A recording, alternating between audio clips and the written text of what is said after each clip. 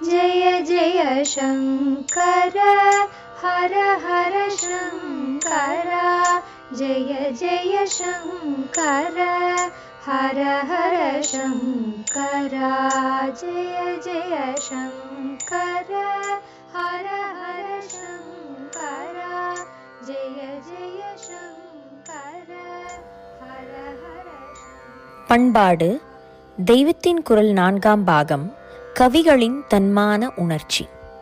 ஷாஹஜி மன்னர். 17வது நூற்றாண்டு கடைசியில் தஞ்சாவூர் ராஜ்யம் நாயக்கர்களிடம் இருந்து சிவாஜி வம்சத்தைச் சேர்ந்த மகாராஷ்டிரர்களிடம் கைமாறிற்று. அந்த வம்சத்தில் வந்த முதல் ராஜாக்களில் ஒருவர் ஷாஹஜி.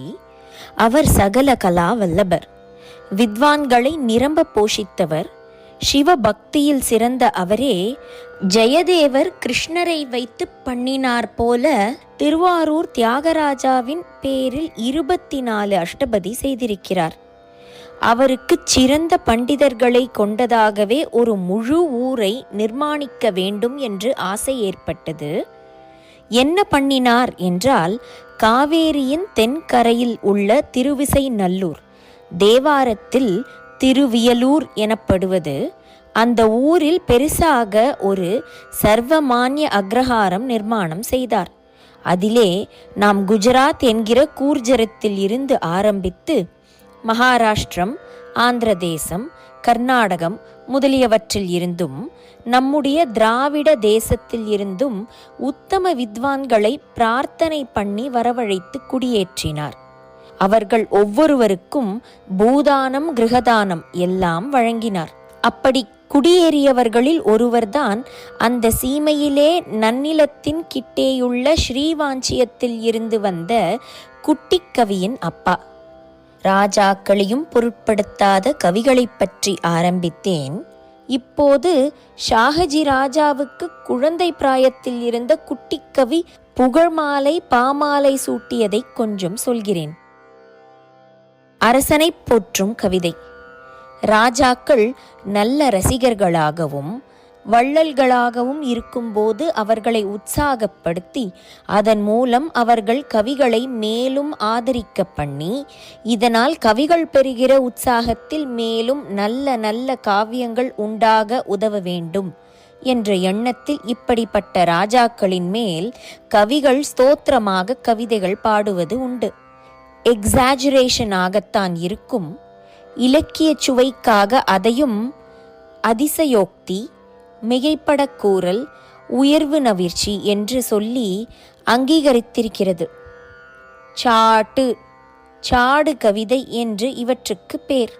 ராஜாவை உற்சாகப்படுத்த ரொம்பவும் சிறந்த வழி அவனை புகழ்வதை விட அவனுடைய பத்தினியை போற்றுவதுதான் என்பதால் ராணிகளையும் உசத்தி வைத்து பாடுவதும் உண்டு. ஒன்று நினைவுக்கு வருகிறது.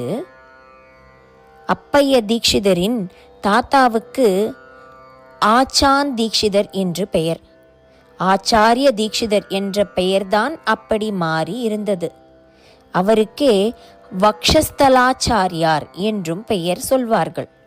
இப்படி பேர் வந்ததற்கு காரணமே அவர் கிருஷ்ணதேவராயரின் ராணியை புகழ்ந்து கவி பண்ணியதுதான். கிருஷ்ணதேவராயர் காஞ்சிபுரத்திலே வரதராஜ பெருமாளை தரிசிப்பதற்காக வந்திருந்தார். அவருடைய சதஸைச் சேர்ந்த பண்டிதோத்தமரான ஆச்சான் தீட்சிதரும் கூட வந்தார். பட்டர் வரதராஜாவுக்கு கற்பூராரத்தி நன்றாக தூக்கி காட்டி கீழே இறக்கிக் கொண்டே வரும்போது முகமண்டலத்திலே பல தினுசாக நிழல் ஆடியதிலோ என்னவோ ராயருக்கு பெருமாள் கண்ணை கொஞ்சம் தாழ்த்தி குனிந்து பார்த்து கொள்கிற மாதிரி தோன்றிற்று. அதை ஆச்சான் தீட்சிதரிடம் சொல்லி, தீட்சிதர் வாழ், இதற்கு ஏதாவது காரணம், ஐதீகம் அதாவது ஐதிஹ்யம் தங்களுக்கு தெரிகிறதா என்று கேட்டார்.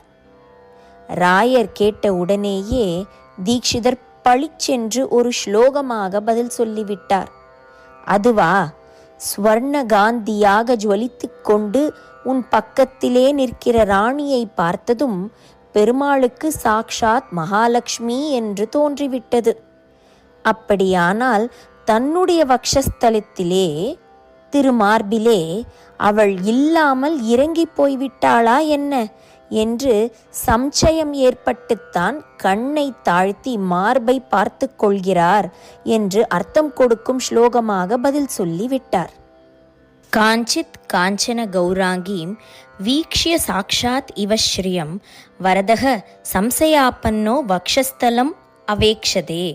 வக்ஷஸ்தலத்தை பார்த்து கொள்கிறார் என்று முடித்ததாலேயே ராயர் அவருக்கு வக்ஷஸ்தல என்ற பட்டம் தந்தார். ஆச்சாரிய என்ற அவருடைய பேரோடு சேர்ந்து அது முதல் அவர் வக்ஷஸ்தலாச்சாரியார் ஆகிவிட்டார்.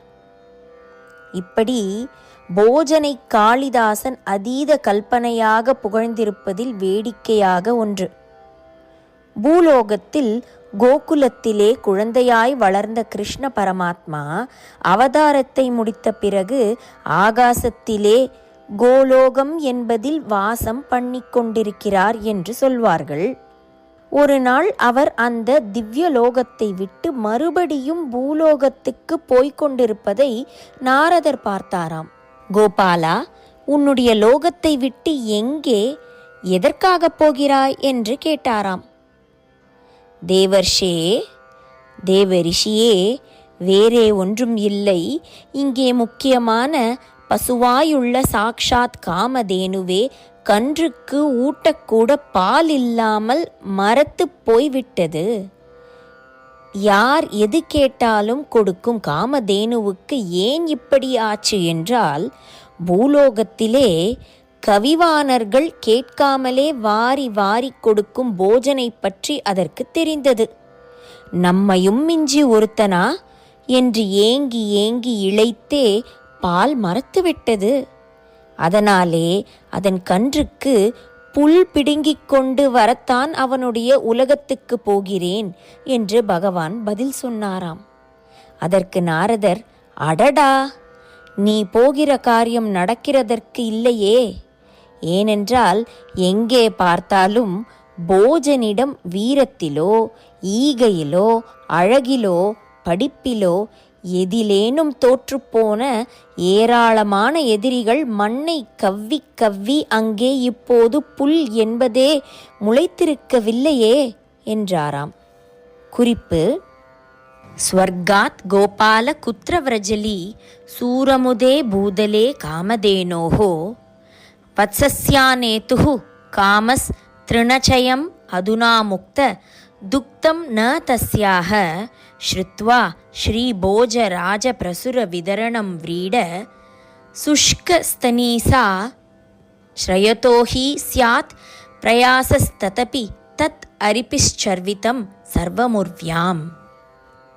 போற்றினும் போற்றுவர் தூற்றினும் தூற்றுவர் என்கிறபடி ஸ்துதிக்க வேண்டிய சமயத்தில் இப்படி புகழ்ந்த அதே போஜனையேதான் அவன் வலுக்கட்டாயமாக கவி கேட்டபோது காளிதாசன் விட்டு விட்டு போய்விட்டான். மன்னவனும் நீயோ வளநாடும் உன்னதோ என்று கேட்ட அதே கம்பர் குலோத்துங்கனை பாராட்ட வேண்டிய சந்தர்ப்பத்தில் தண்ணீரும் காவிரியே தார்வேந்தன் சோழனே மன்னாவதும் சோழ மண்டலமே என்று கொண்டாடியுந்தான் பாடியிருக்கிறார். காரியத்தை பார்த்துதான் தூற்றுவதோ போற்றுவதோ செய்திருக்கிறார்களே ஒழிய அல்பத்தனமாக இச்சகம் பாடியோ துவேஷாரோபம் செய்தோ அல்ல.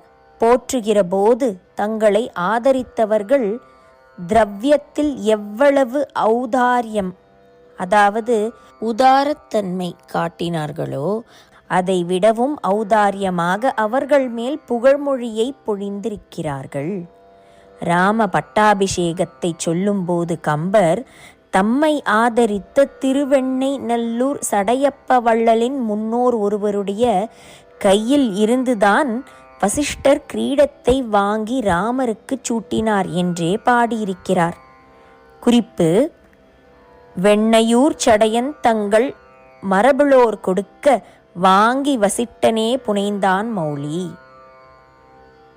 ஜெய ஜெய சங்கரா, ஹரஹர சங்கரா, மகா பெரியவா சரணம். ஜெய ஜெய சங்கர हर हर शङ्करा जय जय शङ्कर हर हर शङ्करा जय जय शङ्कर।